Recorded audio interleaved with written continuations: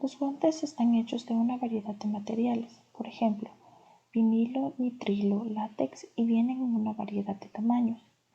El látex solía ser el material más común para los guantes, pero debido al aumento de las alergias al látex, la mayoría de los centros de salud están eliminando gradualmente el uso de guantes de látex y reemplazándolos con guantes hechos de vinilo o trinilo. Los guantes proporcionan una barrera protectora contra la sangre y otros fluidos corporales y contra la contaminación de las manos con microorganismos. Están diseñados para ajustarse firmemente sobre la mano y los dedos para permitir un trabajo de precisión. Los guantes no están destinados a ser lavados. Si se ensucian o entran en contacto con material potencialmente infeccioso, deséchelos y póngase un par nuevo. Nunca corte la punta del dedo de un guante para permitir una mejor sensación en la vena del paciente. Además, no debe usar una loción de manos a base de aceite, ya que esto puede romper el material del guante. En su lugar, use una loción para manos sin proteínas. Consejo clínico: si sus guantes se ensucian o entran en contacto con un material potencialmente infeccioso, quíteselos. Realice la higiene de las manos y póngase un par nuevo. Recordatorio: aprendiste sobre la alergia al látex en el capítulo 3. Las cubiertas de zapatos pueden proteger tus zapatos y pies de derrames de materiales o productos químicos peligrosos. Es posible que los zapatos que no estén protegidos por cubiertas de zapato y que no puedan desinfectarse de manera adecuada se eliminen después de un derrame. Precauciones estándar. Las precauciones estándar se refieren a las medidas de control de infecciones que usan protección de barrera y controles de práctica de trabajo para evitar el contacto entre la piel o las membranas mucosas y la sangre, otros fluidos corporales y tejidos de todas las personas. Las precauciones estándar se basan en la dificultad de identificar a todas las personas que estén infectadas o que alberguen agentes infecciosos con los que el trabajador de salud puede entrar en contacto. Esto quiere decir que por precaución debe de tratar a todos los pacientes como si fueran infecciosos, porque es difícil saber si están albergando infecciones. Las precauciones estándar deben ser el nivel mínimo de precauciones aplicadas al entrar en contacto con todos los pacientes. Las directrices de las precauciones estándar fueron publicadas por el Centro para el Control y Prevención de Enfermedades (CDC) en 1996 e incluyen lo siguiente: higiene de manos. Desinfecta las manos si se usa guantes o no. Use un agente de manos a base de alcohol, a menos que las manos estén visiblemente contaminadas, en cuyo caso use agua y jabón. Guantes. Use guantes al recolectar o manipular sangre, fluidos corporales, muestras de tejido, secreciones, excreciones y artículos contaminados con sangre o fluidos corporales. Quítese los guantes inmediatamente después de usar y desinfecte sus manos. Bata. Use batas resistentes a los líquidos cuando existe la posibilidad de contaminación de su ropa o piel con sangre o fluidos corporales. Protección facial. Use protección adecuada, máscaras y gafas o careta hasta la barbilla cuando existe peligro de rocío, salpicadura o formación de aerosoles. Eliminación de objetos punzantes. Deseche todas las agujas y otros objetos punzantes en un recipiente a prueba de pinchazos después de utilizar el dispositivo de seguridad. No vuelva a tapar la aguja. Higiene respiratoria y etiqueta de la tos. Este componente de las precauciones estándar se agregó en 2003 en respuesta al brote de síndrome respiratorio agudo severo, o SARS. Estas medidas de control de infecciones están destinadas a prevenir la transmisión de infecciones respiratorias. Estas medidas se aplican a los pacientes, sus familiares y amigos y a cualquier persona con signos de un resfriado y una infección respiratoria. Las precauciones incluyen la colocación de carteles para indicar a las personas que tosen que se cubran la boca y la nariz con pañuelos desechables, desechar los tejidos usados, los pañuelos usados en la basura y realizar la higiene de las manos después del contacto con las secreciones respiratorias.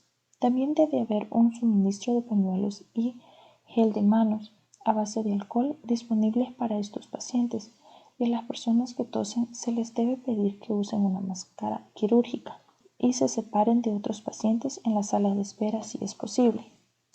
Repaso. ¿A qué se refieren las precauciones estándares? ¿Cuál es el mínimo nivel de precauciones que debe de emplear? Nombre los componentes de las precauciones estándares. Respuestas. Las precauciones estándar se refiere a las medidas de control de infecciones que usan protección de barrera y controles de práctica de trabajo. Las precauciones estándar deben ser el nivel mínimo de precauciones aplicadas al entrar en contacto con todos los pacientes. Higiene de manos, guantes, bata, protección facial, eliminación de objetos punzantes, higiene respiratoria y etiqueta de lactosa. Consejo clínico. Active el dispositivo de seguridad antes de desechar el filo de caja de agujas. Nunca vuelva a tapar una aguja usada. Estándar de patógenos en la sangre de la Administración Sanitaria y de la Salud Ocupacional. OSHA es una agencia reguladora para la salud y seguridad de los empleados que tiene autoridad sobre todas las industrias, incluidos los hospitales y las instalaciones de atención médica. En 1992, OSHA otorgó a las precauciones estándar la fuerza de la ley al hacerlas parte de un conjunto más amplio de estándares diseñados para proteger a los trabajadores de la salud de las infecciones. La regla del patógeno transmitido por la sangre se revisó en el 2001 para aclarar los problemas relacionados con la seguridad de objetos punzantes. El estándar de patógenos transmitidos por la sangre establecido por OSHA incluye lo siguiente. Los empleados deben tener un plan escrito para el control de la exposición de los patógenos transmitidos por la sangre en el lugar de trabajo, y los empleados deben tener acceso a él fácilmente.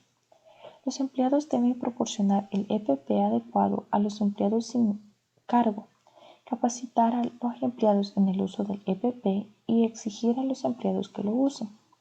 Los empleadores deben exigir que todos los fluidos sanguíneos y corporales y otros materiales potencialmente infecciosos deben ser tratados como si fueran infecciosos, y deben implementar prácticas laborales y controles de ingeniería para minimizar o prevenir la exposición ocupacional. Los empleados deben proporcionar inmunización contra el VHV a los empleados de forma gratuita. Si el empleado rechaza la vacuna, el empleador debe documentar que la vacuna fue ofrecida, haciendo que el empleador firme una declaración de rechazo, que debe mantenerse en el archivo personal del empleado.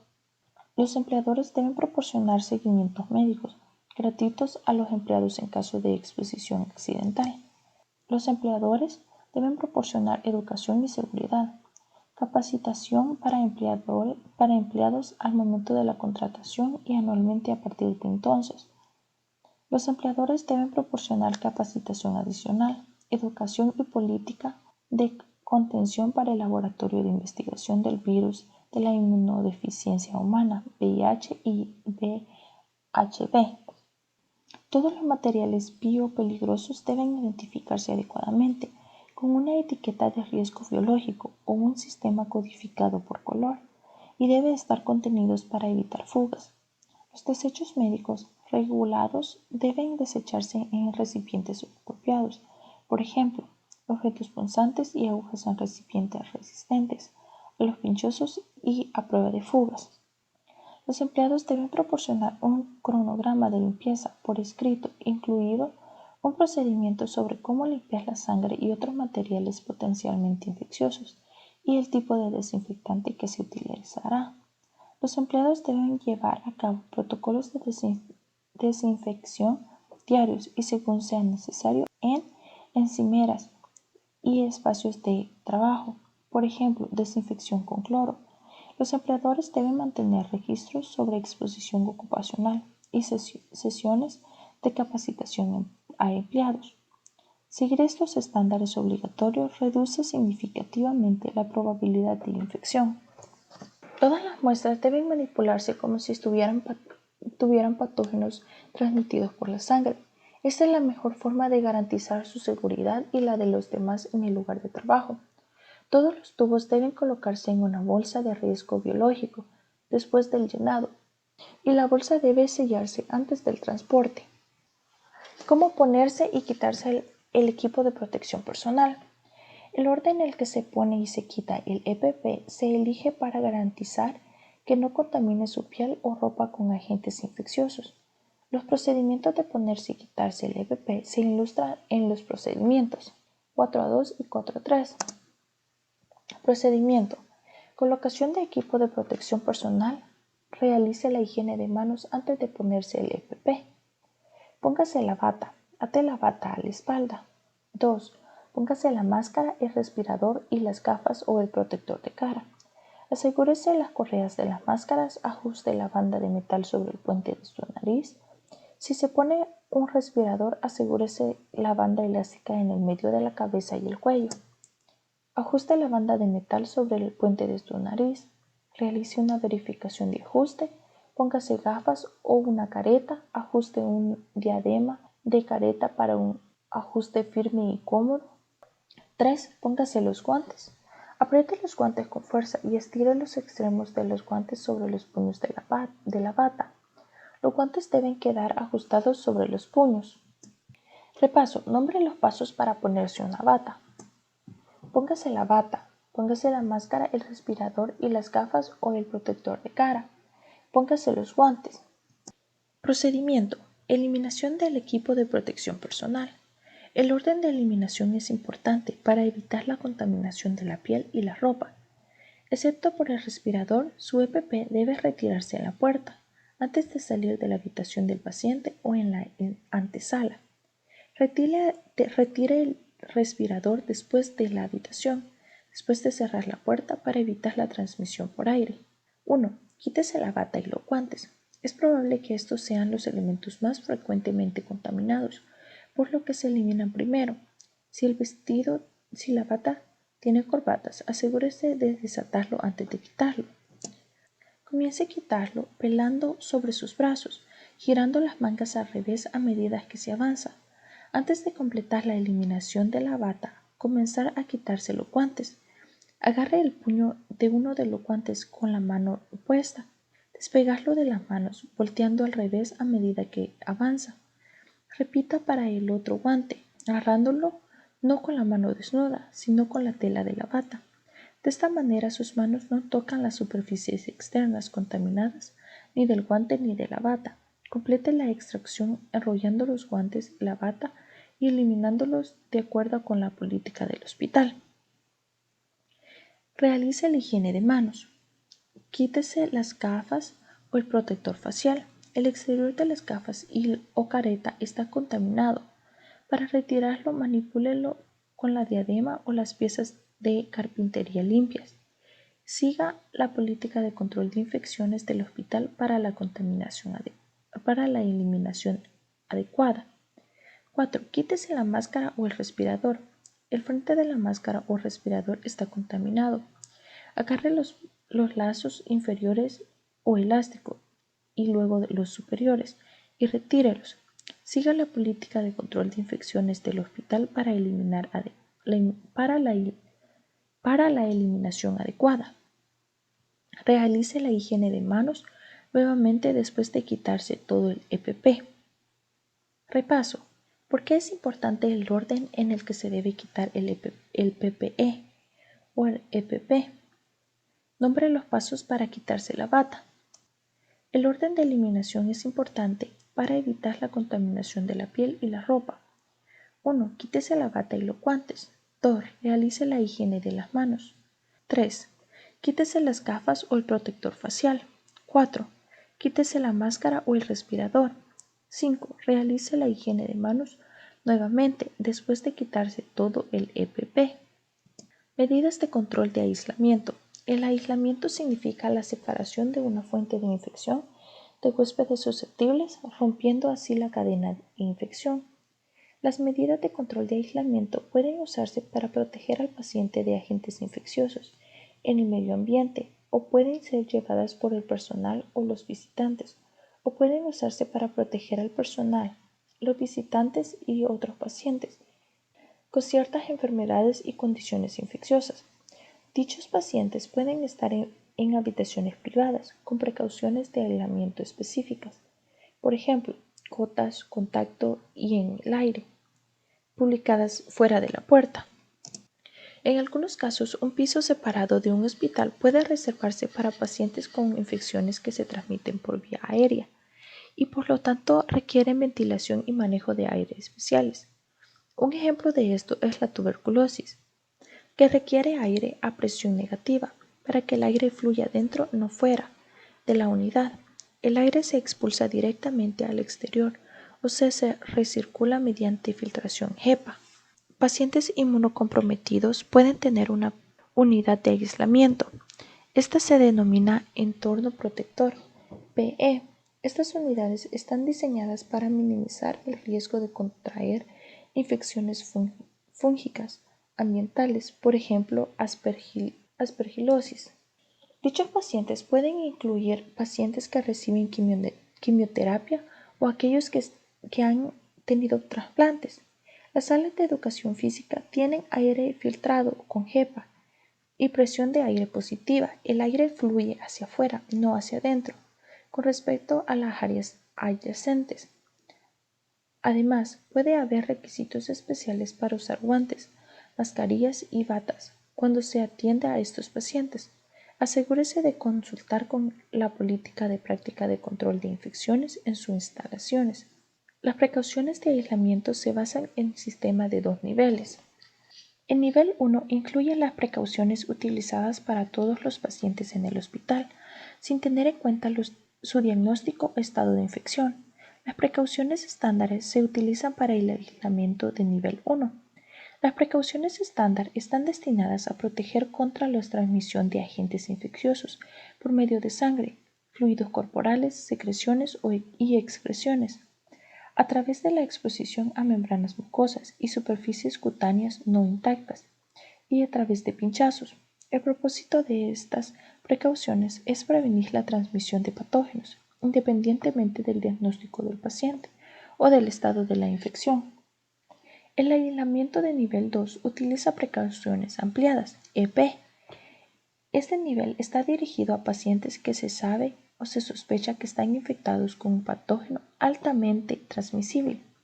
También se aplica a los patógenos que se consideran epidemiológicamente importantes, como el Staphylococcus aureus, resistente a la meticilina, MRSA, y el Enterococcus, resistente a la vancomicina, BRE. La EP comienza con las precauciones estándar y agrega precauciones adicionales basadas en los medios potenciales de transmisión de la enfermedad o infección sospechada o identificada. Hay 3 tipos de EP: aerotransportados, gotitas y contacto. Algunas enfermedades pueden requerir una combinación de precauciones. Un ejemplo de este es la varicela, que requiere que una persona no inmunizada tome precauciones tanto en contacto como en el aire. Las personas inmunizadas solo deben tomar precauciones de contacto cuando atiendan a un paciente con varicela. Repaso: ¿qué significa el aislamiento? ¿Qué tipo de precauciones se tienen en el nivel 1 de precauciones de aislamiento? ¿Qué tal para el nivel 2? ¿Para qué se usan estas medidas? El aislamiento significa la separación de una fuente de infección de huéspedes susceptibles, rompiendo así la cadena de infecciones. La precaución estándar se utiliza para el aislamiento del nivel 1. El aislamiento de nivel 2 utiliza precauciones ampliadas. EP.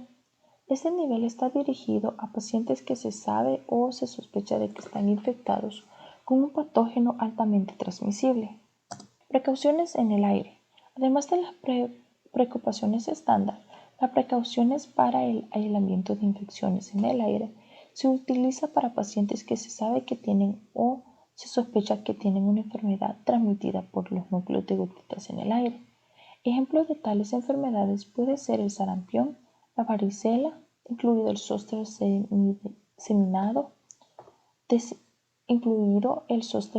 diseminado, y la tuberculosis. Las precauciones en el aire incluyen el tener al paciente en una habitación con manejo especial de aire y ventilación. Las personas que ingresan a la habitación deben realizar higiene de manos y usar un respirador N95. Se debe realizar una verificación de ajuste hasta que se coloque el respirador. Se debe realizar una verificación de ajuste cada vez que se coloca el respirador. Precauciones de gotas. Además de las precauciones estándar, las precauciones de gotas se usan para pacientes que se sabe que tienen o se sospecha que tienen una enfermedad transmitida por grandes gotas infecciosas que se pueden depositar en las conjuntivas o las membranas mucosas de un huésped susceptible. Las precauciones sobre las gotas incluyen la higiene de las manos y el uso de una máscara cuando se encuentre a 3 pies del paciente. Las máscaras generalmente se pone al entrar a la habitación. Precaución de contacto. Además de las precauciones estándar, las precauciones de contacto se usan para pacientes que se sabe que tienen o se sospecha que tienen enfermedades o afecciones transmitidas por el contacto directo con el paciente o por elementos del entorno del paciente. Las precauciones de contacto incluyen la higiene de manos, ponerse guantes y usar una bata para todas las interacciones con el paciente, o si estará expuesto a materiales en la habitación del paciente. Se debe usar EPP al ingresar a la habitación del paciente y se retira después de salir para evitar la propagación de agentes infecciosos. En todos los casos, el flebotomista no debe llevar nada a la habitación, excepto el equipo específico necesario, incluida la bandeja de flebotomía. Solo el espécimen debe volver a salir y debe colocarse en una bolsa con etiqueta de riesgo biológico. Quítese los guantes y la bata y realice la higiene de manos antes de salir de la habitación. Los artículos contaminados deben desecharse en el recipiente apropiado en la habitación del paciente. En el caso de agujas usadas, el dispositivo de seguridad debe activarse y desecharse en la caja de agujas de la habitación. Debe haber un torniquete dedicado en la habitación del paciente o el torniquete debe desecharse. Repaso. ¿Qué incluye las precauciones de transmisión por el aire? ¿Qué tipo de EPP debe usar en el cuarto del paciente de aislamiento por aire? ¿Qué tipo de EPP debe usar en el cuarto de aislamiento por gotitas? ¿Y qué tipo de EPP debe usar en un cuarto de aislamiento por contacto? Respuestas. Las precauciones en el aire incluyen tener al paciente en una habitación con manejo especial de aire y ventilación. Las personas que ingresan a la habitación deben realizar higiene de manos y usar un respirador N95. Las precauciones sobre las gotas incluyen la higiene de las manos y el uso de una máscara cuando se encuentra a 3 pies del paciente. Las precauciones de contacto incluyen la higiene de las manos, ponerse guantes y usar una bata para todas las interacciones con el paciente, o si estará expuesto de materiales en la habitación del paciente. Aprenderá sobre los dispositivos y procedimientos de seguridad de la aguja en el capítulo 8. Limpieza de un derrame. A pesar de la técnica cuidadosa, se producen derrames. Una limpieza cuidadosa y exhaustiva le protege a usted y a sus compañeros de trabajo de la exposición a agentes infecciosos y posibles infecciones. Aunque cada laboratorio tiene su propio procedimiento detallado, las pautas generales incluyen los siguientes. Use guantes. Use 10% de cloro como desinfectante. Las soluciones de lejía deben hacerse frescas cada vez por semana a partir de la lejía concentrada. Cuando haga una solución nueva, etiquete el recipiente como 10% de cloro e indique la fecha que se hizo. Primero limpie la sangre visible, luego desinfecte toda el área de posible contaminación. Permita que el blanqueador permanezca en contacto con el área contaminada durante 20 a 30 minutos para garantizar una desinfección completa. Los kits que contienen polvo o geles para absorción están disponibles en todos los laboratorios y funcionan bien para derrames grandes. Repaso. ¿Cuáles son los pasos a seguir al limpiar un derrame? Use guantes. Use 10% de cloro como desinfectante. Primero limpie la sangre visible, luego desinfecte toda el área de posible contaminación. Permita que el blanqueador permanezca en contacto con el área contaminada durante 20 a 30 minutos para garantizar una desinfección completa. Este es el final del capítulo 4. Felicidades, acabas de terminar la unidad 1. El próximo video será acerca de la unidad 2, básicos de flebotomía, capítulo 5, terminología médica. Los veo en el siguiente video.